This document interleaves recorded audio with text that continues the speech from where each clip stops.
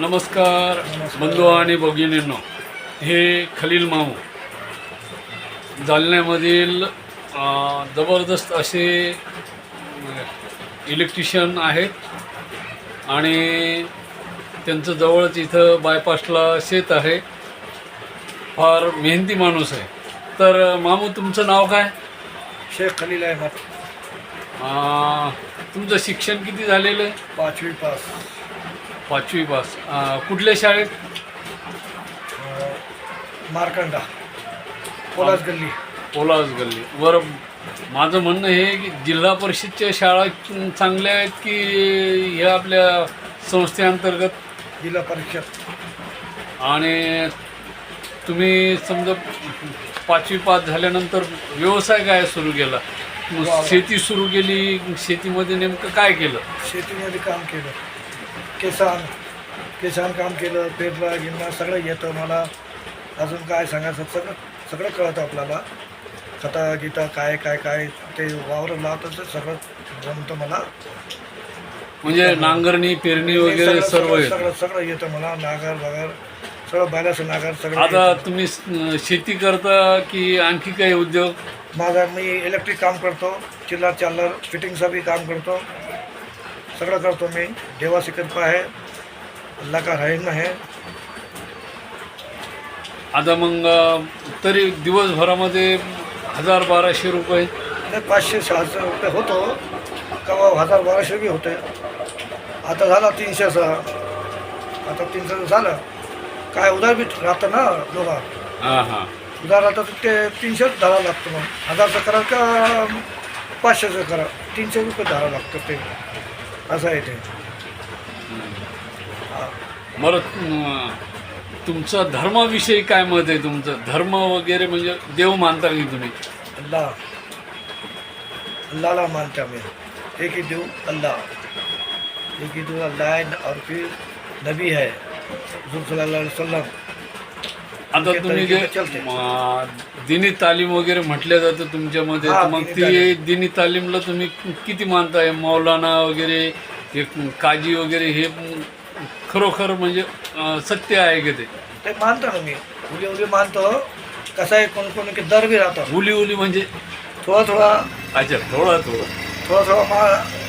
वो करते तो मराठी बोलत की असं आहे ते. तुम्ही हजला गेलेले आहेत का? हा. हज म्हणजे नेमकं काय असतं ते? उमरा केलेलं आहे मी. हज म्हणजे ते बकरीतला राहतो. बकरं कापायचं, ते करायचं, सैतानला कंकर मारायचं, ते सगळं करायचं. तेव्हा त्याला म्हणते हज. तर तुम्ही कसे गेले हजला? हज मी कामाला गेलो होतो. 3 वर्ष होत होती. 2010ला गेलो होतो. 2013ला वापस आलो. राजधानी हजलाच तिथं होते का कामाला? मी राजधानी रियादला होतो. तिथून 1000 किलोमीटर येते. तिथून गेलो होतो. ते कपिलने धाडलं होतं उमरायला. उमरा म्हणजे ते तवाफ करते, त्याला तवाफ म्हणते. त्याला उमरा म्हणजे हज सारखं राहते. त्या हज म्हणजे बकरं कापायचं, सैतानला ते पाळीला जायचं, तिथं नमाज घालायचं, ते हसराचं नमाजामध्ये जायचं, तिथं नमाज घालायचं. ते तवा करते हजला. और उमरा म्हणजे ते तवाफ करते दिसतं.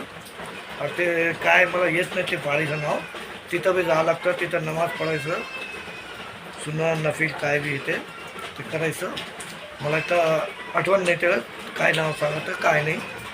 आणि ते आबे जमजम का पाणी म्हणजे स्वर्गामधलं पाणी, ते काय प्रकार आहे तो तिथला हजमधला? इब्राहिम अलैहिस्सलामला ते इस्लाम अलैहिस्सलाम प्यात लागवतात. त्यांनी येळं घासलेलं होतं. तेव्हा ते पाणीचं फवारा निघलं होतं. तेव्हापासून हे आपलं जमजम चालू झालेलं आहे. म्हणजे तिथं विहीर आहे का? म्हणजे आता विहीर खोदलेले ते. हां. तिथं मोटर गिटर सगळं टाकलेले आहे. मक्का मदिना सगळं पाणी तिथं जातं. ते पाणी पिलं तर चांगलं राहतं. उभा राहून पिवं लागतं. देवा अल्लाहशी दुआ करणं पडतं. देवचं ते काय म्हणते देवाला प्रार्थना करणं पडतं देवसाठी. ते पिऊन डोक्यावर हात नाही काय नाही, उघडं डोकं ठेवावं लागतं. असं आहे ते. मी असं ऐकलं की तिथं शिवलेला कपडा घालून जायला बंदी आहे. म्हणजे हा ते भगवा फुला कपडा कपड्यात घातलं जातं कफन सारखं आणि डोक्यावर जे केस काढले ते जातात आपल्यासारखं बी चालतं. शर्ट बुशर्ट ते उमरासाठी आणि हातसाठी ते कफन अंगाला घालत एकही कपडा राहतं खाली वरून सगळं असं आहे ते. हम्म.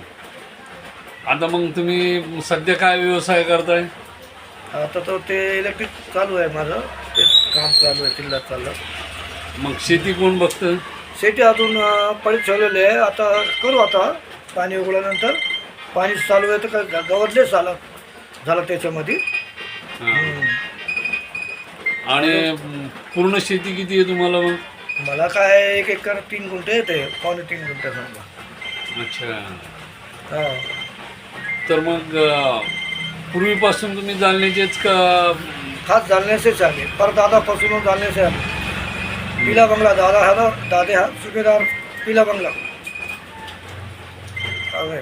आणि आता शेती तुमची सिटीमध्ये आली समजा बायपासला हा. लागून आहे, हा. तर मग तुम्ही त्याचं काय करणार नेमकं? त्या शेतीला आता तर- विकणार काय, तिथं घर वगैरे काढणार, आता तर- प्लॉटिंग टाकणार?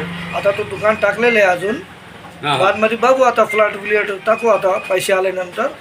फ्लॅटीचं बघू, नाही तो गिराक आला तो बादचं बाद बघू काय होतं बघू. आता 2 वर्ष काय करत नाही मी.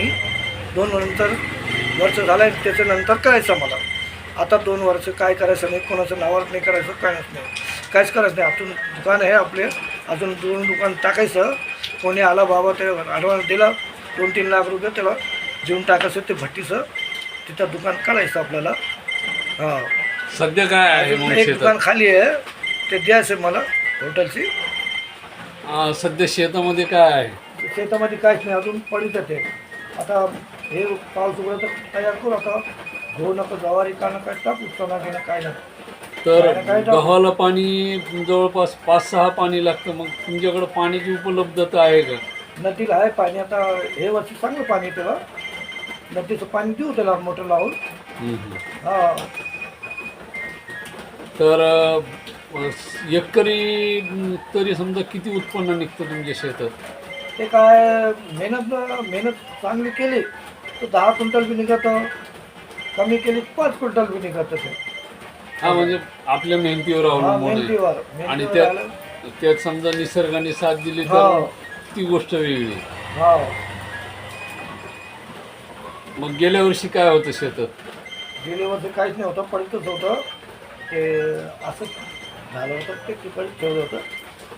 पुढच्या वर्षी होतं सोयाबीन होतं. किती झालं होतं सोयाबीन? सोयाबीन काय तेव्हा काय 10,000 काय झालं होतं. तेव्हा 20,000 लागलं होतं, 10,000चं माल निघलं होतं. तर मग शासनाकडून तुम्हाला ते भेटलं होतं ना, काय अनुदान भेटलं होतं. अनुदान तर ठीक आहे, पण त्या मालाला भाव कसा पाहिजे तुमच्या हिशोबाने? मी कुंटली टाकलं, मी माझं सोयाबीन विकलं होतं 6,000ने, 6,000 6,500 क्विंटल विकलं होतं तेव्हा. तेव्हा चांगला भाव होता माझा. सोयाबीन सगळं भिजलं होतं, म्हणजे नंबर 1ला गेलं होतं माझं सोयाबीन 3 वर्ष अगोदर. तर यावर्षी आता पाऊस पडला बा, आणि बऱ्याचशा शेतकऱ्याला 3-3.5 हा. हजार रुपयाचा सोयाबीनचा भाव आहे. हो. मग तुम्हाला सरकारकडून काय अपेक्षा आहे? किती भाव यायला पाहिजे? कम से कम 5-6,000 यायला पाहिजे. हा, म्हणजे शेतकऱ्याचे हो. कमीत कमी बियाणाचा खर्च आणि हा त्या मशागतीचा खर्च निघाला पाहिजे, निघाला पाहिजे. असं तुमचं म्हणणं आहे? 6,000 हां. 5-6,000 रुपये यायला पाहिजे. 3,000 लय कमी होतं. तर काय इसके वास्ते खेती वाले आत्महत्या करते. 3-3.5 हजार रुपये देते क्विंटल. काय मेहनतला काय पुरत ते, हा. लेबरला काय द्यायचं, मालकाचं काय निघायचं, ट्रॅक्टरचं काय निघायचं, काय सगळं मजदूरी काय निघत त्याची, काहीच निघत नाही. आमची बी काय निघत नाही. काय ते महाग पडतं, कसं करायचं. आणि ते 5-6 हजार रुपये द्यायचं त्याचा भाव सोयाबीनचं. आता सध्या गेल्या वर्षी समजा तुम्ही सोयाबीन लावलं, म्हणजे असं ठोक पीक घेत नाही का? जसं म्हणजे ऊस, मोसंबी वगैरे? नाही ते नाही घेत. पाणी चांगलं नाही ना, एरी नाही ना त्याचं. एरी नाही ना, ते करोड आहे, करोड वावर आहे ते.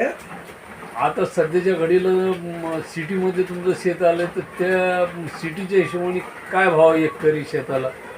ते काय आता ते माहीत नाही, आता गिराक आला तर सांगू त्याला,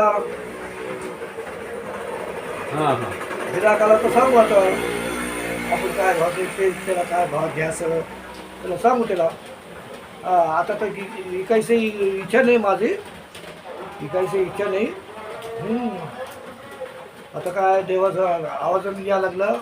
अल्लाहू अकबर. धन्यवाद.